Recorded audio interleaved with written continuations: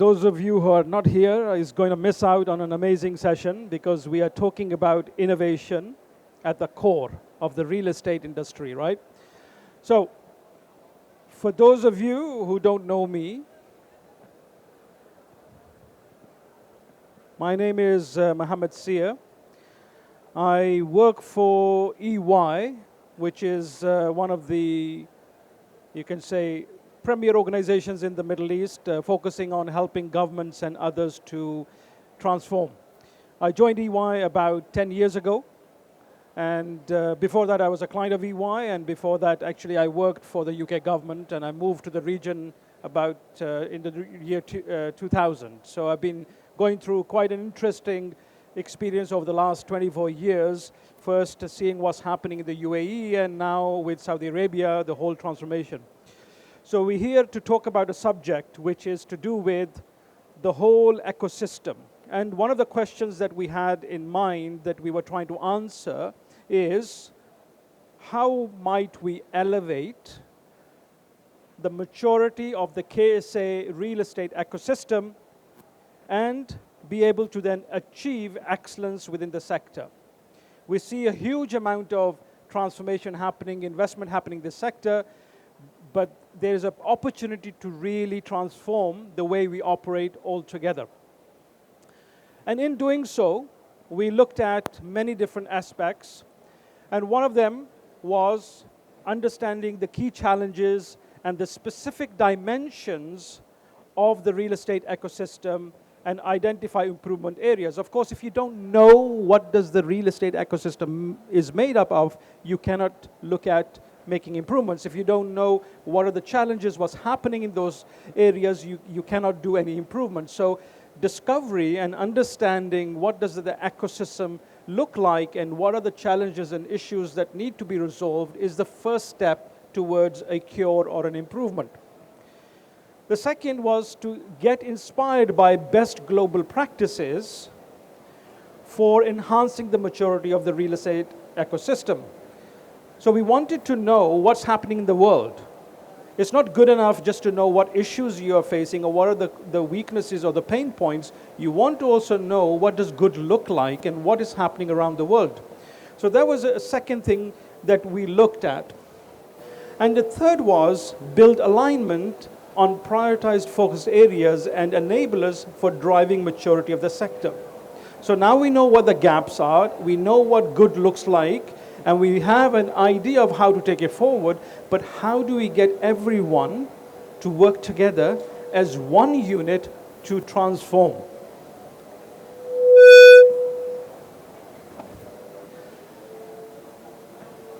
So one question we had in mind was to unpick and unravel what does a mature real estate ecosystem look like. And that was part of the first puzzle we were trying to uncover and unpack. And we discovered 7 things. Number 1, the roles and responsibilities of different ecosystem partners, all of those who are involved in the advancement and development of the real estate sector need to be extremely clear. They need to be known to each other, and everyone should be a complementary role and a responsibility, not an overlapped one. The second thing was around communication and coordination. If there is no communication happening between the different actors within the ecosystem, and there's no coordination, we could be all running very fast, but not getting very far because we are competing with each other rather than complementing each other.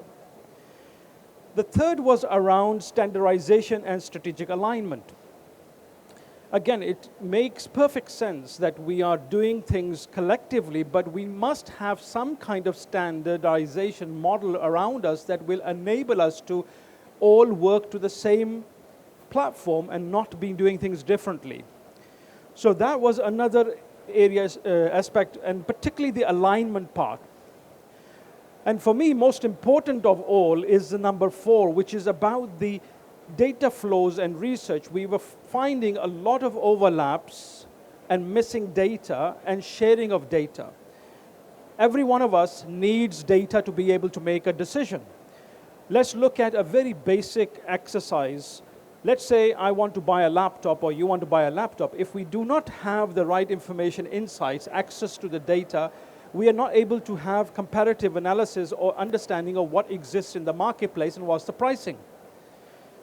So that becomes even more amplified and important when we're talking about a real estate ecosystem, because we do need that sharing, so we are focused on a common goal. We are trying to build a lot of real estate assets in the country, yet if we are not connected and not leveraging each other's information, then we are all doing things in isolation and may not end up resulting in the actual action that we're looking for. The fifth one was exchanging of experiences and best practices. There are so many great things we do, each one of us, but if we are not sharing that with each other and we're not being able to amplify on those best practices and build on that, then we're missing an opportunity, because we end up in a situation where each one of us is reinventing the wheel, rather than taking what you have done or you have done or you have done and build on that and further amplify and improve the experience. The fifth one was about capability development. Of course, when you are at a mission of such a huge scale of building real estate assets across the kingdom in different parts, you do need the capability, but also the capacity to be able to fulfill that vision that you have. I remember one quote from a neighboring country, from the UAE, from Dubai actually. His Royal Highness Sheikh Mohammed has a quotation saying that vision without execution is illusion. And that's so powerful, because it tells us that without putting into play and making it work, the execution part, you're never going to realize that vision. So it's great to have a vision, but execution is even more important. And capability is at the core of enabling and making a vision come to life. And finally was innovation.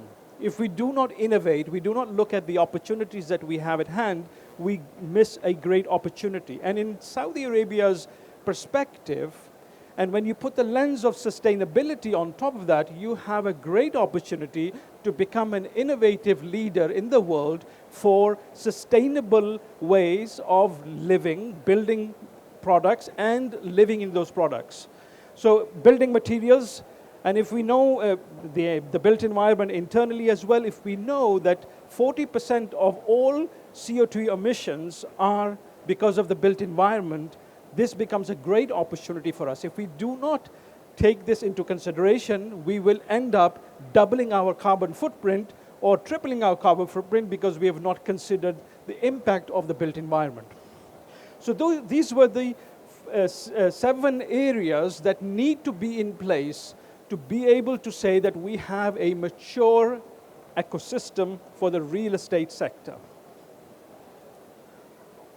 What we then did was we actually looked and spoke to different stakeholder groups. And these were some of the things that came out of these exercises, these sessions we had, which told us what is it that is missing or what is it that is good.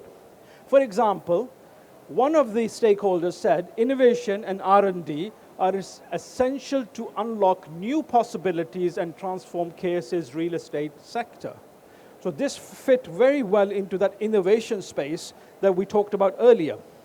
Another stakeholder said there are gray areas within the real estate ecosystem. So if you go back to this slide, you'll see the communication and coordination becomes imperative, that we are able to do this, and they are saying there is some challenges in this particular area. Another one talked about our current challenges arise from the absence of a centralized data platform that we can only rely on as one source of the truth, and we can share information around with each other. Again, this one helps hugely on the innovation side, but also the communication side. And if I go back, you can see it pretty much flows across all of the 7 areas of the maturity. We had someone else who talked about we have isolated corporate strategies lacking coordination of efforts and a holistic approach. And this was very true when it comes to the specific areas where it is a government organization or organizations. You can understand that between the private sector and the government sector, there is a misalignment of strategy, but you should not be able to have that within your own governmental ecosystem. We need to make sure that we are all playing in one direction and we have clarity of the strategy. Another one talked about, we are focused on achieving our targets and KPIs. We don't have time to think of innovative solutions. That scared me, and I was so saddened to hear this from this stakeholder group, because you are dealing with, as I said earlier, a built environment that is going to transform Saudi Arabia's future landscape when it comes to the physical built environment. And this is not something that we are going to be able to erase or do delete and change again. We are building assets that are going to last generations. We are talking about potentially 50 to 100 years lasting these. We're not going to change these. And if we are not innovating now, we are not taking the opportunity to see how we can build these built environments in a more sustainable way, and there are ways in which we can live better with less carbon footprint, then we're missing an opportunity. Another one talked about we fix as we go, as we navigate the complexities of the real estate industry. That's another aspect which scared me a bit, because it tells me that there is a bit of lacking when it comes to strategic coordination and a strategic focus. So this, and there were a few other people who talked about in the similar kind of area. And then someone talked about there are certain capabilities missing in the real estate ecosystem. And it comes back to, the sixth area, which is capability development, and very much enforce this point of view that there is a gap. And finally, we don't have clarity on ongoing efforts and operations within the sector. This connects back to what I was saying earlier, and someone else talking about the strategic alignment within the whole sector. So it's not saying that there is not great stuff happening. There is great stuff happening, but we could be greater if we had all of these elements managed well and in a different way. So the question is, how might we elevate maturity of KSA's real estate ecosystem and achieve excellence within the sector? A big question, which we're not going to get to the answer today fully, but we have started a journey. And in this, we basically feel the 7 things which relate to the maturity have to be at play. Number 1, we need to look at communication and coordination with a strategic lens. We need to be able to look at it from a holistic perspective, have a understanding of the overall sector dynamics, and leading it to ineffective government to be solving that problem. When it comes to roles and responsibilities, we find that there is fragmented ecosystem. So we need to look at investing time and effort and strategizing to be able to correct that more a formal, holistic ecosystem that is coordinating well and working well with all players and being able to play their part. Number 3, what we found is that complacency is hindering the exploration of new methodologies and adoption of emerging technologies. And this requires, again, to take a step back and not to be in the firefighting mode all the time, and be able to elevate our thinking and think about how can we connect the data. In that session, I talked about a principle from the Estonian government, which is called the once only principle. The Estonian government works on a model of, I will ask you that data only once. If I've asked you this, no other government agency will ever ask it again, because they store that and they have a protocol between all of the different government agencies to share that data if there is a need for it. And it's on a need-based methodology approach, that you can't just access data for the sake of accessing data. So that makes life a lot easier. But of course, that's the philosophy and a principle, and then you need to make it work through having a flow of data through a data exchange layer of sorts. Number 4 was enhancing experiences and best practices. What we found was bureaucracy and institutional complexities is hindering effective dialogue between stakeholders and restricting the exchange of experiences. I would also add over here that one of the other challenges we found was that everyone is looking for glory.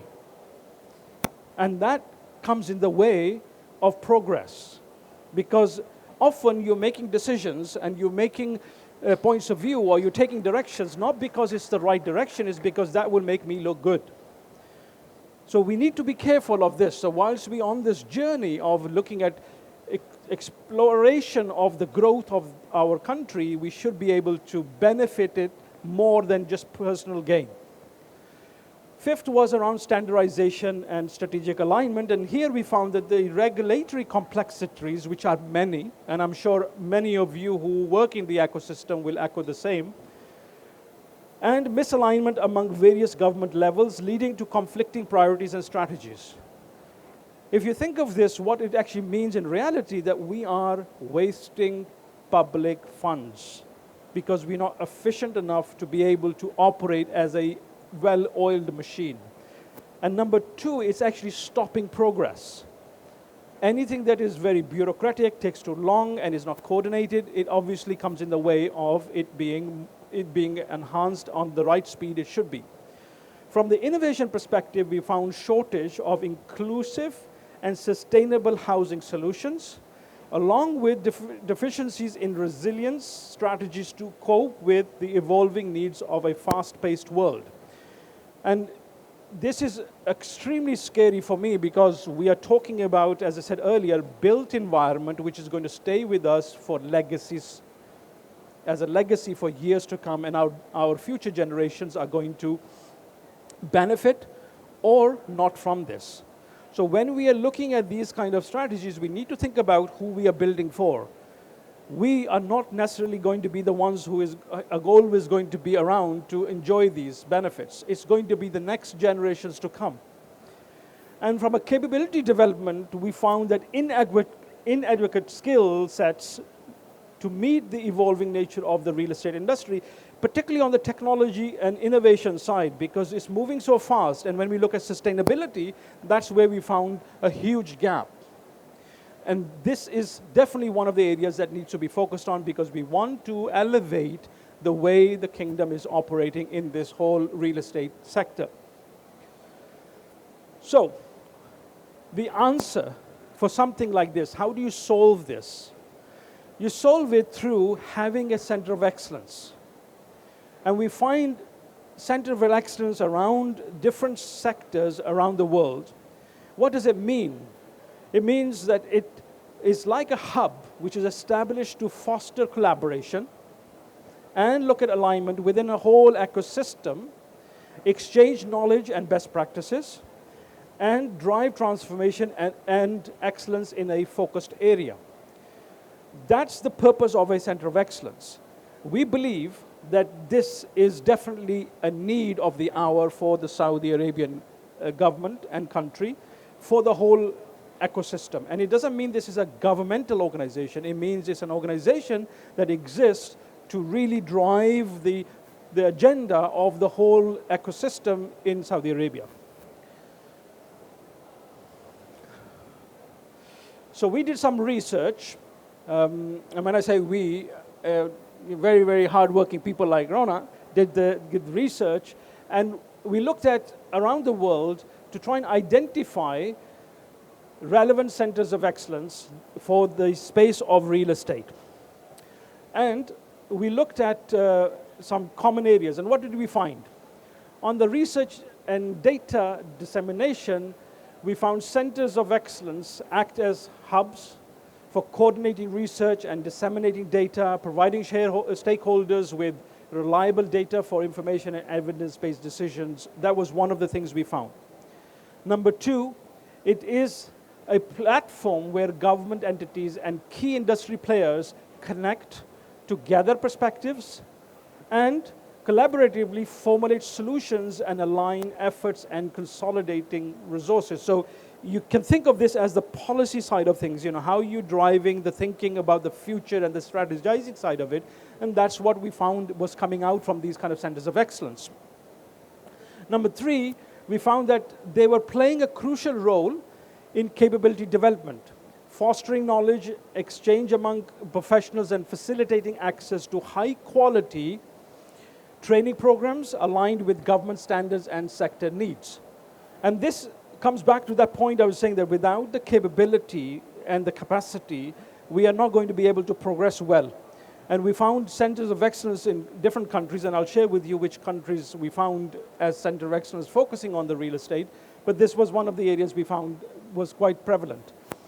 From a policy formulation and advocacy perspective, we found that they shape well-informed and strategically aligned policies by leveraging their profound understanding of the real estate ecosystem, direct access to the public, and establish connections within government. So they become a bridge between the different stakeholder groups around the policy formulation and driving of awareness building and basically use cases to how you take these forward. We also found that they were provided expert advice and established platforms for exchanging recommendations, insight solutions, and best practices within the ecosystem. This is obviously one of the areas, if you aren't working in the ecosystem in one shape or form, you want to have new knowledge.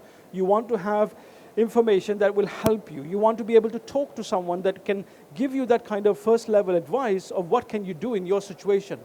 And this is definitely something that we found was being played out quite well with these centers of excellence.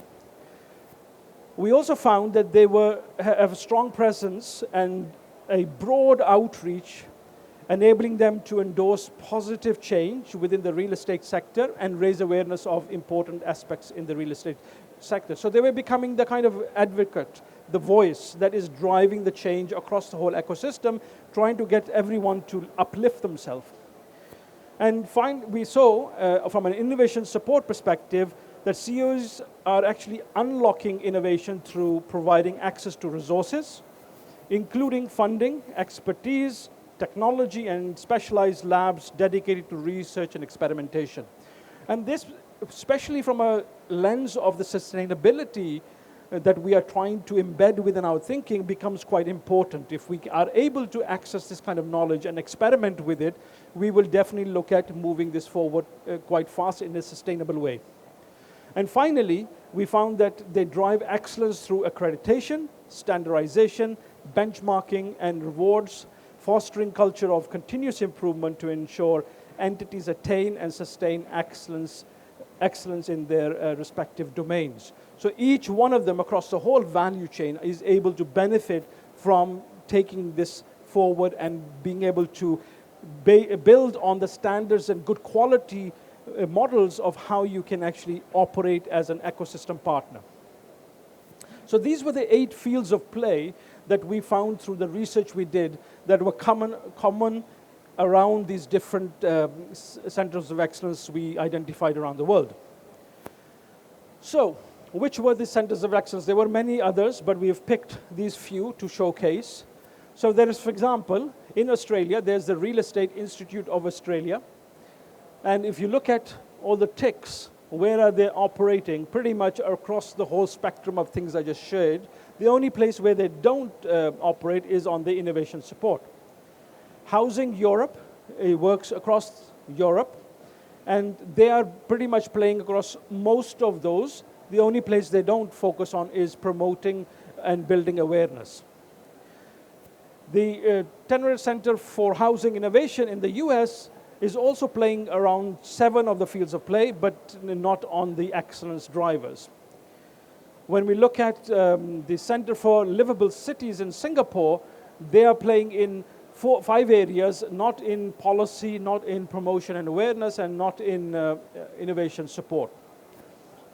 And when we look at Canada, they are the GTA Housing Action Lab is focusing on 4 areas out of the 5 areas out of the 8, but not on the promotion, awareness, and innovation support and excellence drivers.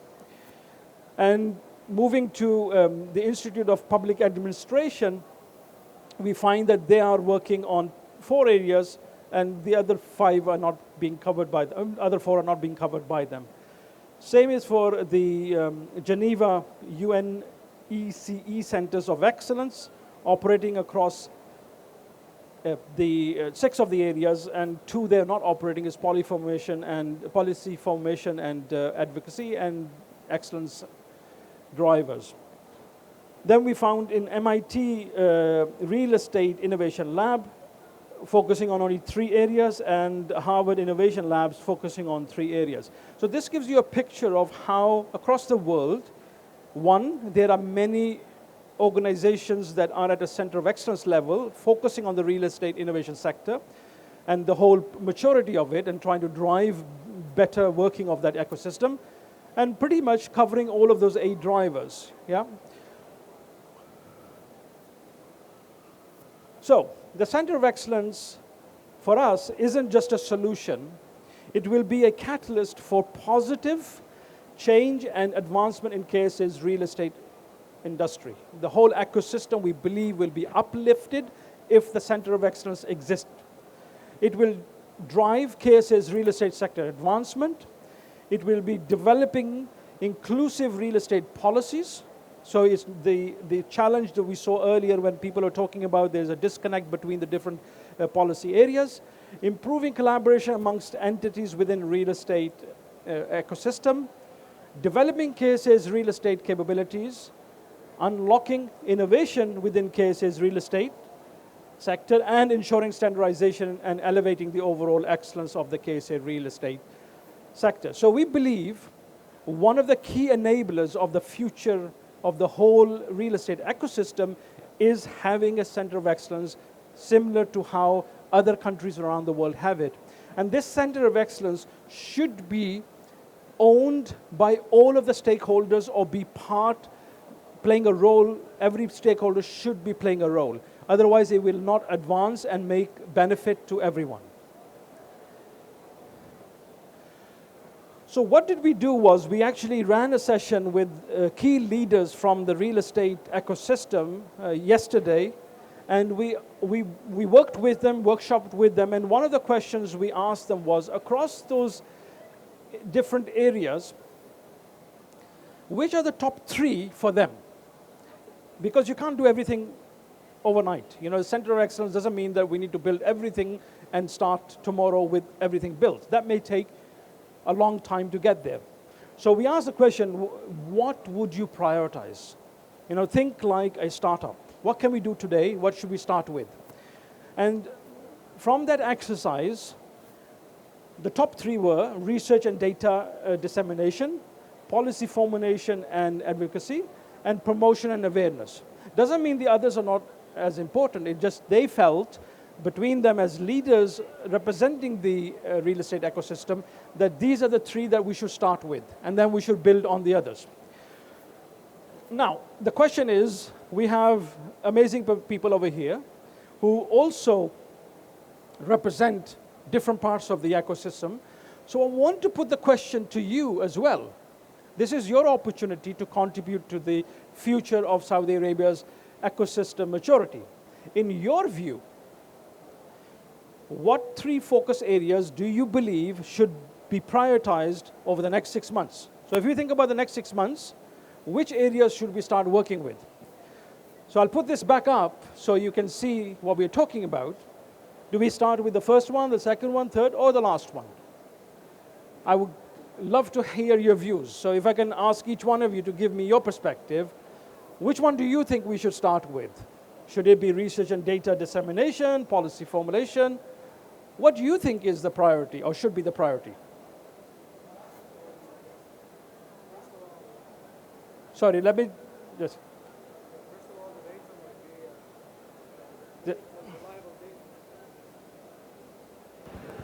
Thank you. Assalamu alaikum. Meaningful, reliable data would be the first pillar, I guess. Okay. And secondly, I guess, I'm new in Saudi Arabia, so I realized something that we have several financing options to buy real estate, much more facilitated than here. Okay. So definitely financing options for buying real estate would be another key pillar to improve Okay. things. Thanks. So you are going to prioritize this one, and I don't think we have financing one over here, but which one would you pick? Which will be the closest to you? Policy formulation, maybe? It's relevant to policy, Yeah. yeah. Okay. So you had some view over there. Sure. Okay. Anyone else want to give an idea of which one they would prioritize? What about over here? Anything that makes sense to you to prioritize? I would say that innovation should be more important because Saudi. Let me give you my. Salam alaikum. I think innovation should be more important, probably one of the priorities, because I believe Saudi need to catch up with the rest of the world, and innovation will speed everything up. The same networking and perhaps collaboration from Number two. offshore companies. Okay. Yeah. And what would you pick as number 3?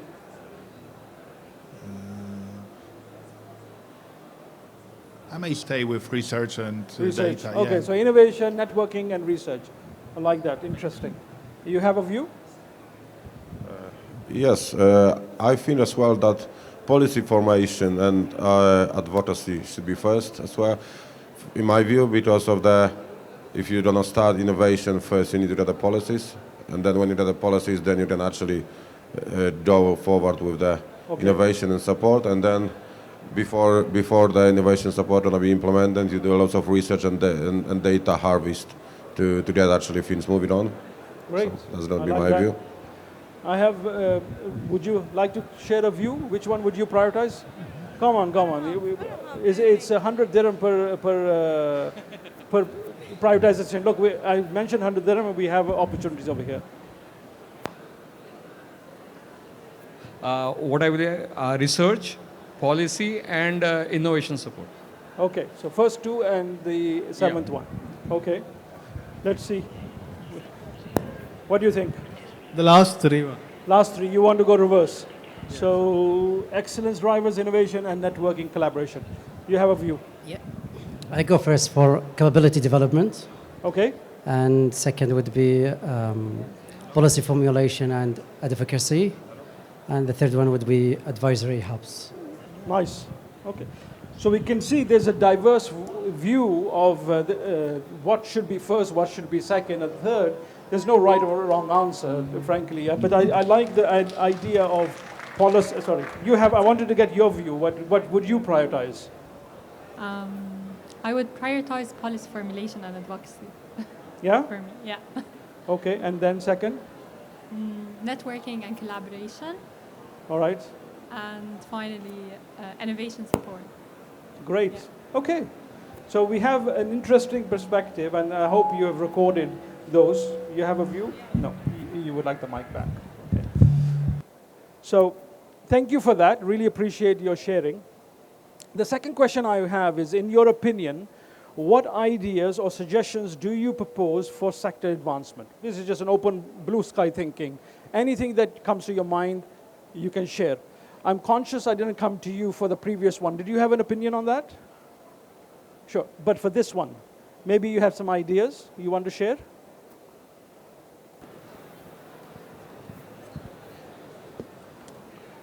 This is absolutely open. There's no right or wrong answer, just an idea, what you think. And my good colleague over here is making notes. We're going to take this and then we will put them forward as ideas. Please.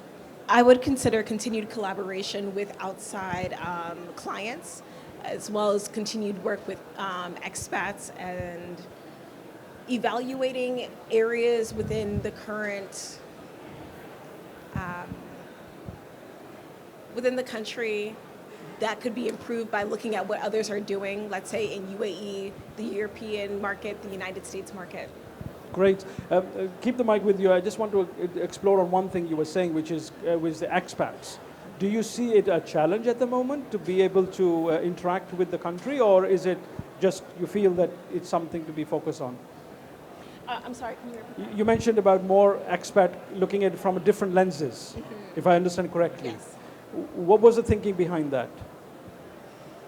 I think that in order for innovation to really take off, broad ideas and experiences can collaborate and be useful in order to create a more successful market. Right. And so I'm not sure what all is going on in the sector currently, but Yeah. more voices, more different experiences. Diversity of views Yes. and ideas. Don't just look inward, look at outward and try and get this into the mix as well. I like that. That's really a great one. As we know, you can become a great football team in your own country if you're playing with your own capabilities, but to be at a great football team at a national level, you need to compete with others. So I think that's the kind of construct that we were thinking about. Any other thoughts? You have an idea?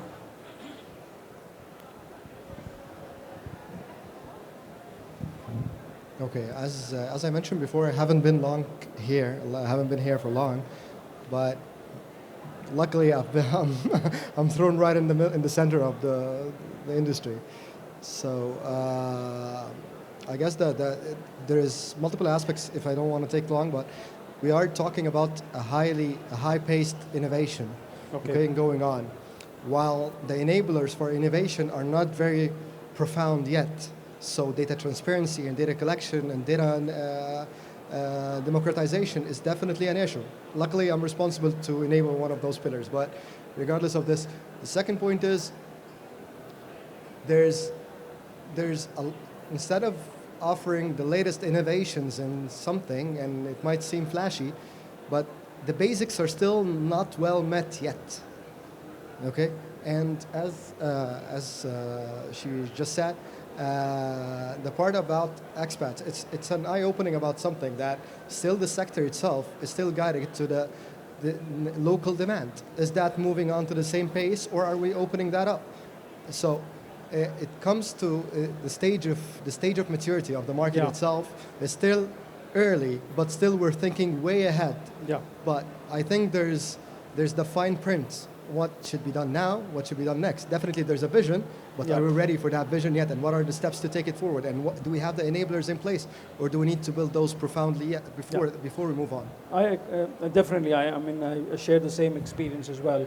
I mean, I was looking for real estate to rent, and the challenge of trying to find a real estate, a non-Arabic person trying to find a real estate to rent in Riyadh is incredibly difficult. Because there is no good service and information. If I was to compare it to Dubai, it is like miles ahead in terms of being able to find real estate, and the whole experience is very different. Yeah, yeah. So, okay, that's good. Any other thoughts? If there's none, then I'm just left to say thank you. Thank you for being a great audience, and thank you, RFF, for giving us this opportunity to present the findings of the work we've been doing over the last few years, actually. Thank you.